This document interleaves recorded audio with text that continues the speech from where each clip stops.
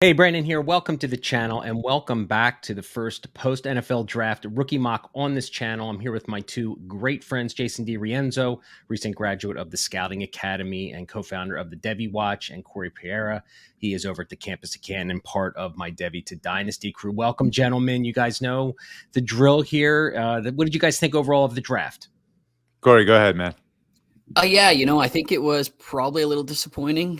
I think there was a couple guys that we had a lot of high hopes for landing in some spots where they got into backup situations. We'll get into that a little bit more later on, but that the depth of this running back class went from like feeling pretty deep to two guys, and then we got question marks, and then even some of these wide receiver landing spots in the beginning raising a lot of questions. So I think it was a little bit disappointing, but I mean, there's still some gold here.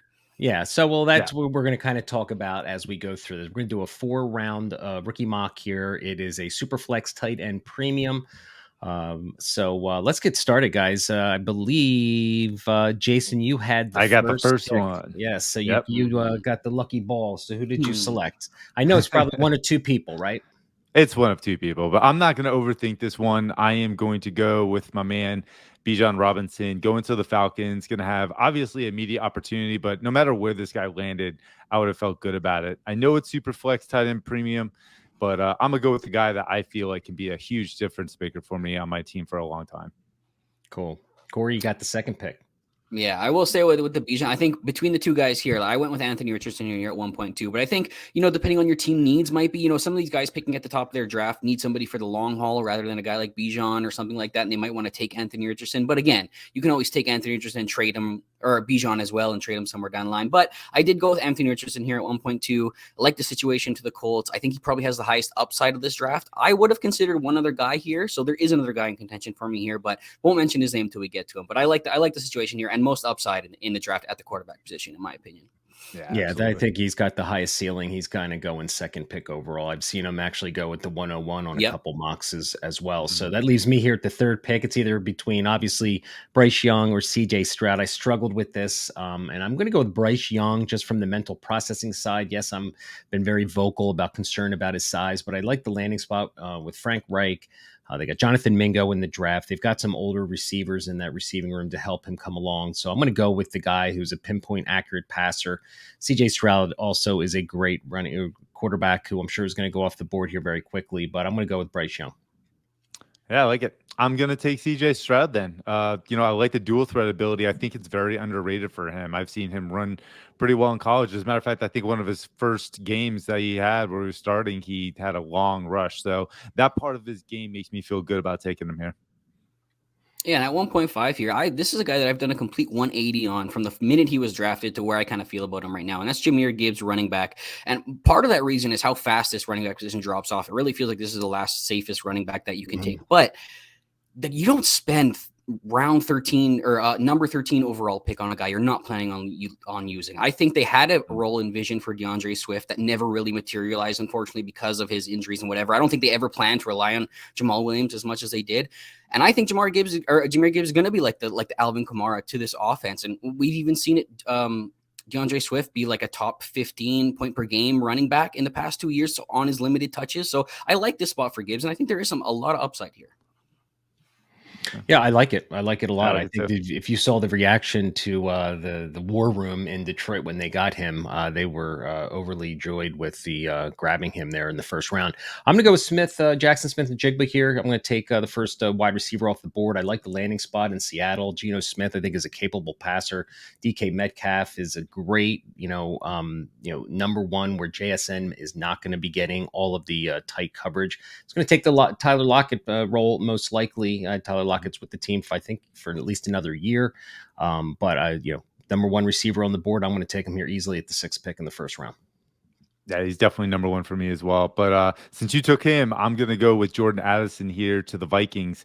Man, he just fits right in with that where Adam Thielen was.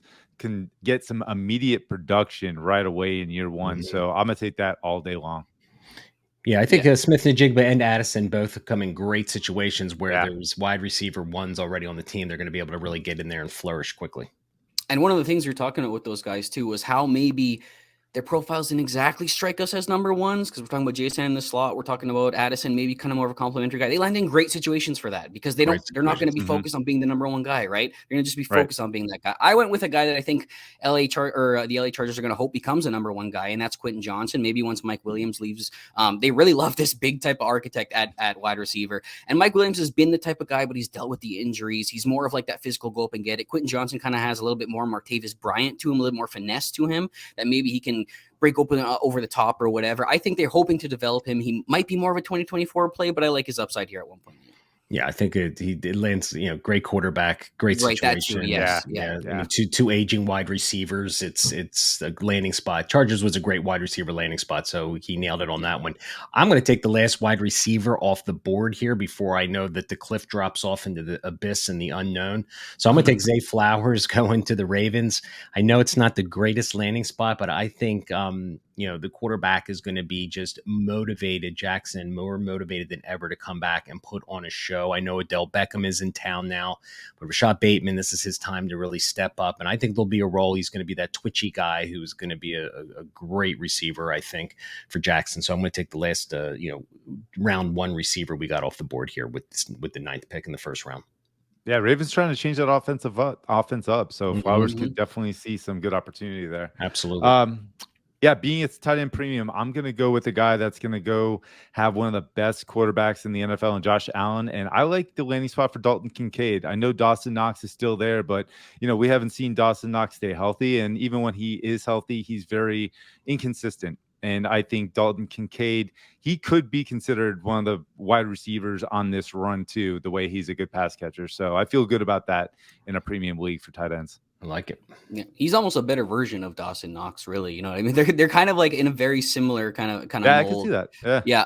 But the one thing I will say with the Bills too, the reason I like that pick there, probably would have been my pick as well, is they've been talking a lot about needing a slot receiver. I know they love Josh Downs apparently through the process as well. Like Kincaid's one of those guys that's been split out a lot during his career. He can definitely fill that role of a big slot, and they really don't have a wide receiver too as well.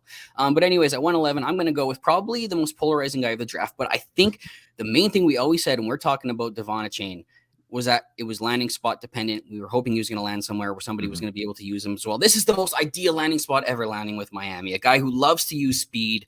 He's used guys like this in the past too. He's not afraid to use smaller backs. There's still some worry there that there's going to be a lot of split time, but I think he's going to be very efficient on his limited touches. This is the type of offense that we want him to land in. So at 111, I feel pretty good about him being a top 5 back in this class. Whoever would have thought a 185-pound guy we'd be getting excited about in the running back position. But here we are in 2023. So it's my pick here, the last pick of the first round. I'm going to go with Kendre Miller. I really, really like the landing spot here.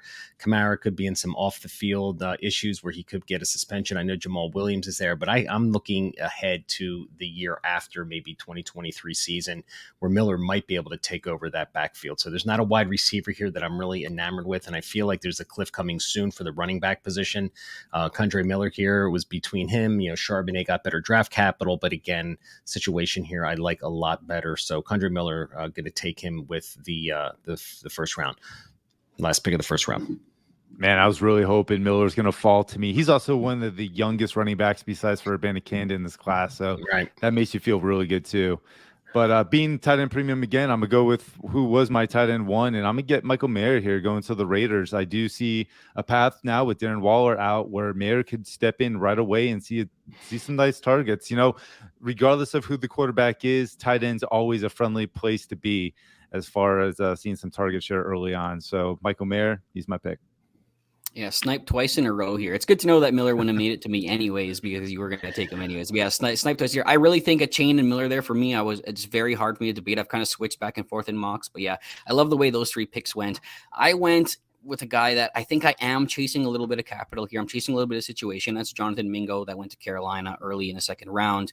He's got the size, he's got the athletics, and he's got the situation. He's lined up with Bryce Young, probably the most accurate quarterback of this draft. He's going to be looking for a number 1 wide receiver in that barren wide receiver room that really has nobody. I'm going to say that I don't love the profile of the player, like from a career standpoint. I mean, he really only played 1 full season last year. He's dealt with a lot of injuries. He's just really never put it together on the field, even though he has this mold of somebody that could really be a true X. But they put a lot of faith in him taking him here. I'm hoping he's going to become that guy here. So I'm taking my shot here at 202.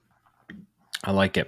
With the third pick in the second round, I'm going to go with Will Levis, super flex league. Okay. Do I feel great about it? No. But looking at the draft board here, a couple other players that I would consider, but given that it's a super flex, I'm going to take Levis. I think the Titans would be a great situation. There was like whispers after the draft that he was going to start and stuff, which is, I believe, not with the decision that I would make running that organization. But I think he's in a good, if he sits behind Tannenhill for a year, he was drafted very early in the second round. So he's almost a first round draft selection anyway. So super flex league, last quarterback before the big drop off, and as far as draft capital goes. So I'm going to swing here with Levis. Yeah, they're not high on Malik Willis anymore, and Tannehill's going to be gone. So I like that, especially where you're taking him here. For this one, I'm going to go with Marvin Mims going to the Broncos. I am not threatened by Jerry Jeudy or Courtland Sutton. They've been having those two talk about being traded out for a while now. I got to think by next season, at least one of them will be gone. And Marvin Mims, man, he's a special talent. So I really like the fact that he could do some damage here with the Broncos and Russell Wilson. Yeah, I like that pick. I think you're absolutely right. They've been talking about trading this too. So I think Russ Wilson is a little undervalued Devy or Dynasty. Yeah, I think so too. I think so. So yeah, I mean, I think he's kind of in line for a big comeback here, especially with Peyton at the helm now, a guy that we heard talk about and things about what he would do if he ever got into the Broncos room. Right. There's radio shows of him saying, I would make sure he's got the best plays in front of him. I think there's a big bounce back for him there. Yeah. At 205, I'm going to go with a guy that I think I'm betting on the talent here. We always say talent over situation or situation over talent. A lot of people view it differently. This is a guy where I'm betting on the talent because I don't love the situation. That's Zach Charbonnet, the running back, went to the Seattle Seahawks in the second round. Great capital, great profile, everything that you want is what we got, but the landing spot was absolutely horrible. He's behind Kenneth Walker III, a guy over there, Jason, at your company. You guys have been high on for a very long time, and you guys really struck gold there with that. And now it's hard to see. But here's the situation where I'm going to say, if for any reason Kenneth Walker were to get hurt, the talent that's there in Zach Charbonnet is not something that you want to miss out on. He would definitely become like very highly valued. He would shoot up rankings right away, become a very, very hot trade target. So yes, I'm taking him here at 205 just because I got to bet on the talent and see what happens. I like it. At the sixth pick here in the second round, I'm going to go with Rashawn Johnson. I love the landing spot with the Bears. Dave Montgomery's in Detroit now. Khalil Herbert's there, but I'm not sure he's the guy that can fill the role.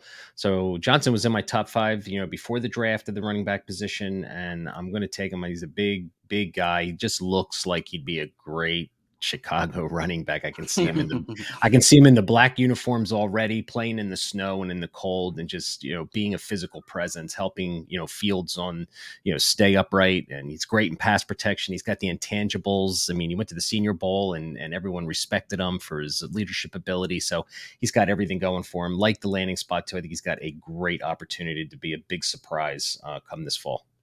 Yeah, I like it a lot too. I mean, we got to remember Khalil Herbert, I think, was a 6th round pick. There's more capital in Roshan at this point by this regime than there is with Khalil Herbert. So we'll see what happens there. With this next pick, 207, I'm going to go with Josh Downs going to the Colts. I mean, he falls in a great spot where he could just kind of fill in that T.Y. Hilton type of role, be a good, quick slot receiver, get some yak ability, and I'll take that all day long at 207. Yeah, I think he even slid further than we were expecting, and that slide was happening. But then he lands with the Colts, and it's like it's the best situation. You got 2 towering guys on the outside with Pierce and Pittman. Now you can put slot Downs in the middle in the slot, be a nice outlet for Anthony Richardson as well. That was a snipe there for me. Roshan Johnson, by the way, Brandon, that's such a year pick, a guy with intangibles and probably one of the most physical guys of the draft. I mean, that's your trademarks right there. So I love that pick for you. 208, I'm going with Rashee Rice. Again, chasing a little bit of capital here because he wasn't ranked this high for me as a wide receiver, but it's a situation. I think there's a big drop off here right around this area, right at 207. You start feeling a pretty big drop off again after the one we saw earlier in the first round as well. So chasing the situation here, maybe he's the new Juju Smith-Schuster. Maybe he's I don't know if he's really the kind of guy that can take the top off. So it kind of seems like a possession guy to me. Interested to see how he's going to fit in here, but late second, I'll take the shot. With the 9th pick in the second round, I'm going to go with Sam Laporta, tight end premium league. Lands in a great spot with the Lions. TJ Hawkinson obviously is no longer there. I think he can come in and get immediate production as a freshman, willing to wait. But here at the back end of the second round, looking at everything, it's a wide receiver that I like, that I was toying with here. But I'm going to go with Sam Laporta. Love the landing spot with the Lions. Like I said, I think he can come in and get immediate production. Yeah, I love that landing spot too. 210, I'm going to go with your guy, Brandon. Cedric Tillman going to the Browns. I see a path for him. I mean, they got Elijah Moore there. They got Amari Cooper. I think David Bell is going to have a hard time trying to find a role, get on the field. And I think that's where Cedric Tillman on the outside, we saw him do really well against man coverage, press coverage, and stack defenders. And I think that's exactly where he's going to be popular. So I like this spot here at 210.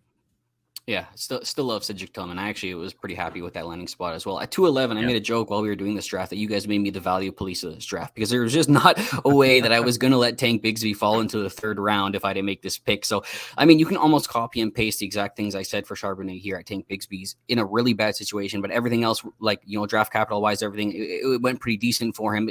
I'm betting on the talent here. If anything were to happen to Etienne, Tank would skyrocket. And I will say Peterson has shown the tendency to mix his running backs up a little bit more. So maybe there is a little bit more playing time here for a guy like Tank Bigsby, kind of add that physical presence to an explosive, shiftier guy like Etienne. So Tank Bigsby here at 211 for me. At the 212, I'm going to take another running back that got really good draft capital day 2, Tajay Spears. I know he's an electric player. I'd like the landing spot. King Henry's going to be the guy who works in between the tackles, but they just might put Spears out there like Darrington Evans that they wanted to do when they drafted him a couple years ago. I think Spears is the guy that they're looking for to be that third down back. He could be a PPR monster, and I think he's going to get some run in between the tackles too. So be a sneaky, productive player early this year. Yeah. I agree with you. At top, actually at the beginning, 301. I'm going to go here with Tank Dell going to the Houston Texans. Just one of those guys I feel like that we're going to have to be patient with because I think it will take him a minute to come on, but could definitely pay dividends the way he's going to be so explosive as a slot receiver in that offense. So I'm pretty happy with this pick here. Yeah, not a guy that I was very in love with because some of the size concerns, but very shifty player. And with them getting a little bit more lax on the contact in the NFL, maybe a guy like this, there's room for him to excel a little bit more. But we'll see how that happens. Yeah, that's true. Yeah, 302. I'm taking the guy that got a little bit more draft capital here and a pretty decent situation. Jordan Love is looking for some options to throw to, and maybe Jaden Reed from Michigan State's going to be that guy for them. I more pictured him as like a depth wide receiver, a kick returner type, a special teams player type, but they put a lot of faith in him here in round 2. I couldn't let him fall any farther than this. In third round, I think you're just playing with house money. So take the guy with the highest draft capital and see what happens. I'm kind of doing the same thing with my pick here. The third pick, I'm going to go with Jalen Hyatt. The New York Giants landing spot is okay. I mean, they really don't have any receivers to speak of that are all just other than average, right? I think they're really trying to figure out that wide receiver room. Jalen Hyatt, we know he's got good ball skills. We know he's got the speed. The big question is he a nuanced route runner who can consistently get open in the NFL? We really didn't see that at Tennessee. But again, day 2 pick, wide receiver. Daniel Jones can sling the ball. New regime in town from, this is what their second year going into it. So they're really drafting their guys moving forward. So I would expect him to be on the field, be an immediate starter. You got, Wan'Dale Robinson, Slayton, Isaiah Hodgins, kind of emerged last year, but there's really nobody there that is taking the mantle, for this team. And maybe Jalen Hyatt's the guy, but here in the third round, he's who I'm selecting. Yeah, I agree with everything you just said. He's a tough one, but I see that path that you were just talking about. At 304, I'm going to use the tight end premium scoring to my advantage. And this is tough because I really don't like taking Packers, but I'm going to go with Luke Musgrave. I mean, he got the draft capital. He's got that athleticism. They need help for Jordan Love, and he can definitely do that. He could be that safety valve, and I've watched him, just navigate the seam and get up the middle and just know exactly how to find those soft spots and gain additional yards. And that's exactly what they're going to be looking for in a tight end. So I like this pick here with Luke Musgrave going to the Packers. Yeah, very athletic guy. Probably more the guy the other guy they took though too. I was staring at Luke Musgrave while we were doing this draft right here, thinking about him constantly at all my next picks. But then they go and take Tucker Kraft again. And spoiler, he didn't end up going in this draft, so we won't end up talking about him again. But it's just like it's hard to choose between the two guys because who's going to end up breaking out? Do we have a Raven situation here where it's Andrews and Hurst and Andrews breaks out and the higher guy goes there? I don't really know. I like betting on Musgrave, though. That's where I would go. Yeah, I do too. At 305, I'm taking the ultimate upside shot. I'm just going with the guy who went to Detroit, backing up Jared Goff. I don't know how much longer he's going to be there, but that's Hendon Hooker from Tennessee. There's going to be an adjustment level there for him coming from that little bit of a gimmicky offense over at Tennessee. There's going to be an adjustment for him as well with coming off the ACL injury, how much he's going to be able to do in camp and everything like that. This is a guy that we probably won't see until 2024 if that happens, or late into the season. If Jared Goff is just kind of stinking it up or whatever, he becomes the guy that we think he is. Maybe he gets in there and shows us a little bit. So it's the ultimate upside shot here. It could be nothing, could be everything. So 3.5, I'll go with Hendon Hooker here. Yeah, we're starting to enter the part of the draft where we're looking at really day 3 guys, right? Right. So that's kind of where we are, and I'm going to just lean on a running back here. I like the landing spot of the Bengals. I'm going to go Chase Brown. Do I think he's ever going to be the lead back in Cincinnati? No, but I know that he's going to have an opportunity there with Mixon. They've been kind of maybe putting him on the block a little bit. There's been trade rumors where they might be trying to move him. So Chase Brown might get some early production. Catch the ball out of the backfield, be that guy who could be a co-starter with Mixon. Yeah, I can see that. At 307, I'm going to go with Tyler Scott going to my Chicago Bears. And one of the reasons why I like this pick is because I really see a lot of similarities with him and Darnell Mooney. And if the Bears ever want to move on from Mooney, and I know now that Poles does not like to spend money where he does not have to, he's going to just plug and play Tyler Scott. And I kind of like that. So Tyler Scott's going to be one of those guys you got to be patient with, probably a year 2, year 3 type player that you're going to get the dividends paid off. But I'm willing to wait that long because I think there could be something definitely special there with him. And it wasn't so long ago that the dynasty rule was we give everybody 3 years. We let the wide receivers reach that 3 years. But now if they don't produce in year 1, they're almost written off right away. So I mean, yeah. No problem waiting a little bit that from there, especially when you're taking him in the third. Toss him on a taxi squad if you got it and wait to see what happens. And I'm glad that you took him over the guy who got the higher draft capital from Cincy and Trey Tucker. So I think that was a smart move. At 308, I'm taking my first tight end of the draft. I'm going with the guy who's going to Dallas. There is a little bit of an opening there. I do like Jake Ferguson as well. Jason, you were talking about for the show. He's the guy that I think stands out quite a bit as well. Peyton Hendershot is even a decent receiving option. Flashed a little bit last year. I thought they would have been okay, but they go second round capital with Schoonmaker here, Schoonmaker. I'm not exactly sure how to say it, but we'll see if he can become the guy. I mean, they use the tight end a lot in that offense. Maybe this is a hit here in a tight end premium league at 308. So Luke Schoonmaker. 308. He's the tight end no one knew about until the NFL draft. Right. He sounds like a beer. He sounds like a draft beer or something.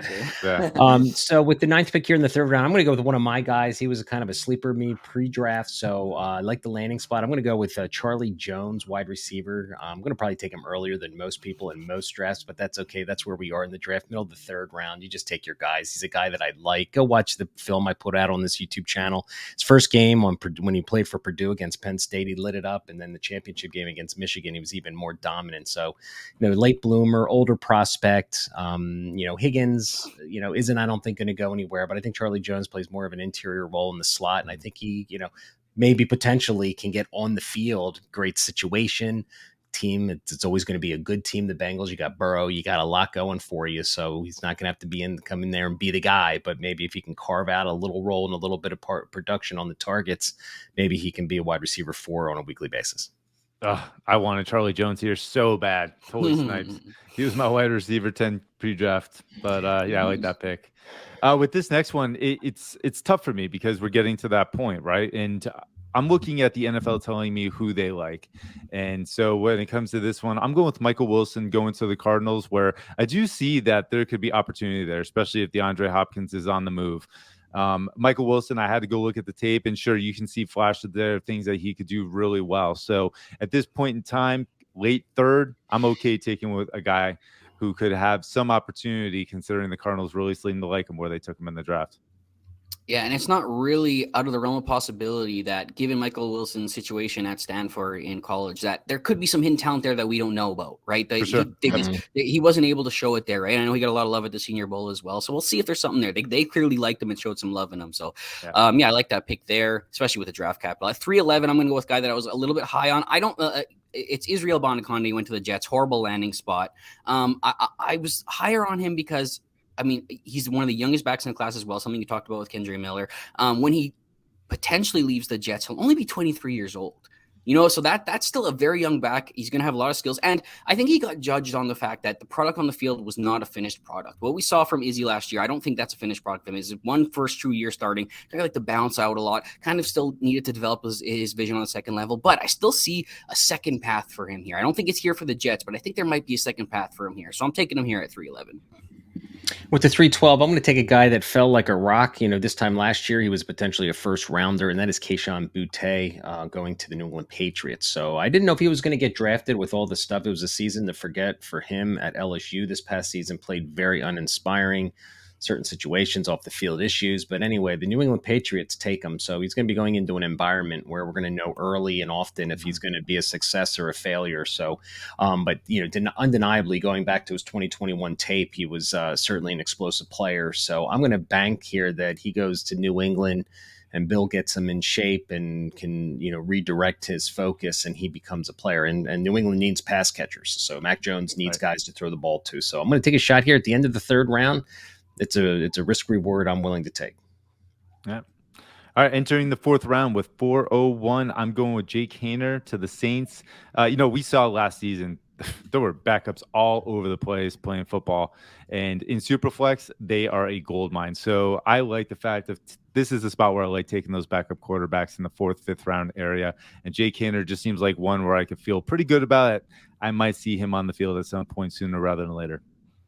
Yeah, and I like that you said that here, especially in the 4th round. The 4th round, I see 3 rules here, right? I see my guys, I see backup quarterbacks, and I see hammering running backs because a lot of them are only one injury away from relevance, right? So that's kind of what I did here at 402. I went with Eric Gray, who went to the Giants, a guy that was a little bit of a my guy. So following a little bit of 2 rules here, a guy that I thought, actually looked pretty decent on the field, took a big step in his final year when he finally got to be the lead back. And he's a very versatile do-it-all guy, can be the guy behind Saquon, who's had some injury issues as well. They don't really have another guy there that I feel super confident in, at least to the skill set of Eric Gray. I think he has a chance to carve out a role as the number 2 guy here, and then we'll see what happens. I mean, Saquon's only playing on a 1-year contract right now, so we'll see. At 402, that's where I'll go.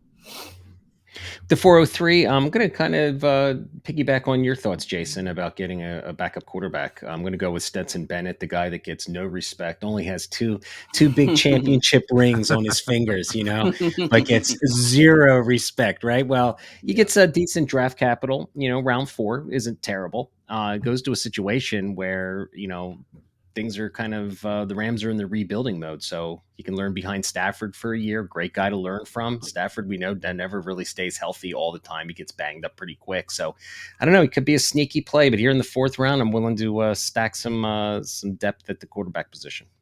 Yeah, he's got some sneaky athleticism too. So he does, and he can throw the ball too. I mean, he doesn't have a weak arm by any means. All right, so he'll get you some points on the ground. With this one, 404, I'm gonna take a swing here, and I'm gonna go with Darnell Washington. I know there were reports about medicals, and that's why he fell a little bit. And the biggest thing I'm concerned about is that he might be used as a blocker more. But I'll tell you what, that size athleticism combination with what I saw from him at the combine with that incredible catch, I know he can do it. So in a tight end premium, I feel pretty good about taking some upside in Darnell Washington here. Yeah, so at 405, I'm going to go with everybody's favorite running back at least 3 years ago. And that's Mr. Zach Evans from Ole Miss, who is really just a bit of a head case. I'm sure he probably rubbed people wrong maybe a little bit in interviews as well. A guy who, was said to maybe, not wanting a big workload in college and kind of held back a little bit. Those are all just rumors, nothing concrete here. I'm not splitting any breaking news, but a lot of those things followed him along his path. A lot of things behind the scenes that maybe messed with his intangibles outlook when teams were kind of looking at the profile, right? Still think there's a lot of talent here. And I'm going to say this, landing with LA is not the worst situation for a 6th round pick. The Rams have shown the ability to lean on, to not be afraid to use a guy who was taken late. I mean, Kyron Williams was taken late. All of a sudden, they're talking about they had a big role for him coming into the year last year before that foot injury. They kind of let him play near the end of the year as well. Jake Funk was a guy who we were talking about a lot as well. Either way, they're not afraid to let a guy play if he's shown the ability to play. And for what it's worth, we think that Zach Evans has some of that ability. So I'll take the shot here in the 4th and see what happens. All right, in the middle of the 4th year, I'm going to take a shot with a draft capital play, tight end premium. I'm going to take Brenton Strange. Got round 2 draft capital going to the Jaguars. He's the guy that no one knew, no one had ranked before the draft. And if you were watching this and you had him ranked, you're full of shit because I know you didn't. Nobody heard of the guy. He played at Penn State, wasn't super productive, but I'm going to trust in Doug Peterson. He was here in Philadelphia. He used his tight ends a lot. So maybe he sees something in this kid that he kind of fell through the cracks. Tight end premium league. I'm going to take him here in the middle of the 4th. Yeah, this is the round to use those scoring to your advantage. And I'm going to do the same again with the quarterback position and take Dorian Thompson-Robinson going to the Browns. I mean, Hey, we saw Deshaun Watson last year, and he did not look that great, right? Getting some rust off.